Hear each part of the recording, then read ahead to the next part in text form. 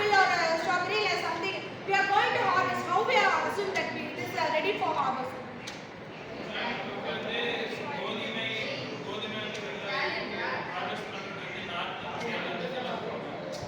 Fruits actually வந்துட்டு நம்ம வீட்ல இருக்க ஃப்ரூட்ஸ்ல ஹார்வெஸ்ட் பண்ணனும்னா நம்ம எப்படி ஹார்வெஸ்ட் பண்ணனும் நமக்கு தெரிஞ்சிரல. Tomato எப்படி ஹார்வெஸ்ட் பண்ணுவீங்க? What is the stage when you are going to harvest it? இந்த பழம் இப்போ நீங்க ஒரு செடி வச்சு சீசன்ஸ்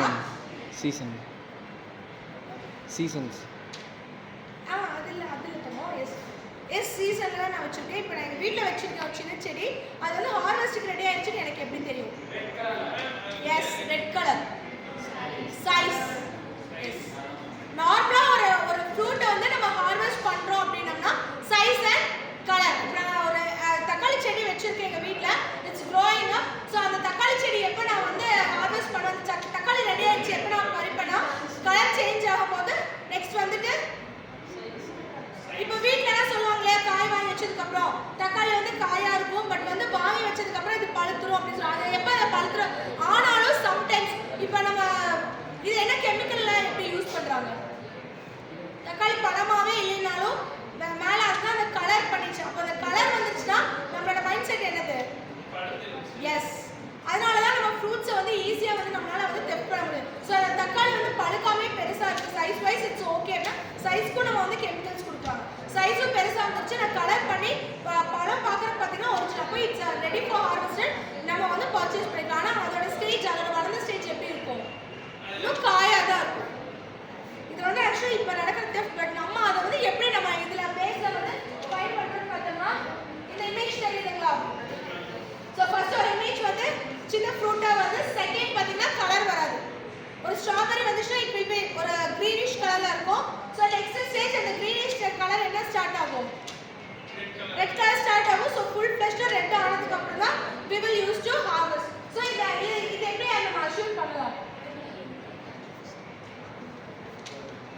இதுல எதை வச்சு நம்ம இண்டிபெண்டன்ட்டா பண்ணலாம்? இப்போ இந்த ஸ்டேஜ் வரும்போது இதுல என்ன சைஸும் கலரும் டிஃபர் ஆயிடும். சோ ஃபர்ஸ்ட் ஸ்டேஜ்ல இருந்து இந்த ஸ்டேஜ் வரும்போது what we have to know size and color. So கலரும் சைஸும் சேஞ்ச் ஆயிடும். அப்ப கலர் இந்த ஸ்டேஜ்ல வரும்போது நம்ம இந்த ஸ்டேஜ்ல அந்த அக்யூரேட் ஸ்டேஜ் நம்மளால கொண்டு வர முடியாது. சோ கலர் அண்ட் சைஸ் தான் இதுல நேவியஸ் ஸ்பேஸ்ல இப்போ நம்ம என்ன சூஸ் பண்ணிருக்கோம்? Colour and size. இப்போ இந்த கலர் அண்ட் சைஸ் சூஸ் பண்ணும்போது நம்மளுக்கான ப்ராடக்ட் வந்து நம்ம எக்ஸ்பெக்ட் பண்ண ப்ராடக்ட் கிடைச்சிடும். ஒருவேளை இந்த மூணு விஷயத்துல இந்த கலர் சைஸ் இல்லைன்னா அது என்ன ஸ்டேஜ் ஆகிடும்? ப்ரீவியஸ் ஸ்டேஜ்ல இருக்கு. So we won't harvest. So அந்த ஸ்டேஜ்ல இருக்கிறத நம்ம வந்து புல் பண்ண மாட்டோம்.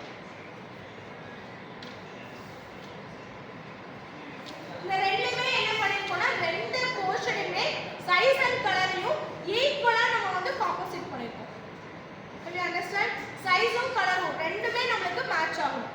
சோ சைஸும் இந்த சைஸ்ல இந்த போர்ஷன்ஸ் கூட இருக்கணும். அட் தி சேம் டைம் கலரும் இருக்கணும். நம்ம நேத்து பாக்கும்போதெல்லாம் ஒண்ணு தான் பார்த்தோம்.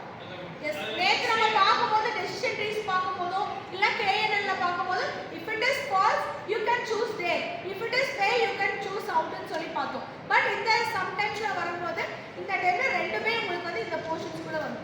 இன்கேஸ் சைஸ் நம்ம கலர் வராம சைஸ் பெருசா வந்தாலும் we won't அதை வந்து ஹார்வெஸ்ட் பண்ண மாட்டோம். வாங்கினாலும் யாரும் வந்து அந்த பழமே ஆக்சுவலாக கலரே வரல இட் இஸ் கிரீன் கலராக இருந்தாலும் யாரும் அதை நம்ம என்ன பண்ண மாட்டாங்க பர்ச்சேஸ் பண்ண மாட்டாங்க.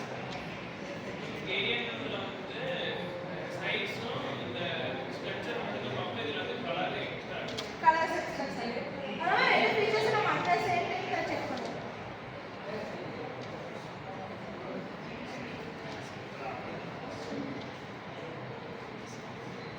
ஸோ இந்த கான்செப்டை திருப்பி நம்ம இதில் நம்பர்ஸில் அப்ளை பண்ணி எப்பவுமே பார்த்தீங்கன்னா டேட்டா செட்ஸ் பொறுத்த வரைக்கும் ஃபோன் அண்டர்ஸ்டாண்ட் சிஸ்டம்ஸ் வைஸ்லேயே எல்லாமே வந்து பார்த்தீங்கன்னா நம்பர்ஸாக தான் இருக்கும். ஸோ ஒரு டயக்ராமே வரையணும்னாலும் அது நம்பர்ஸ்னு சொன்னாலும் இது computer. So these are the types of database classifiers, that is Gaussian, multinomial and binomial. Actually இந்த Gaussian database நீங்க இப்போ ஒரு photos pictures எடுக்கிறீங்க நிறைய filters apply பண்றீங்க. How it is working you know.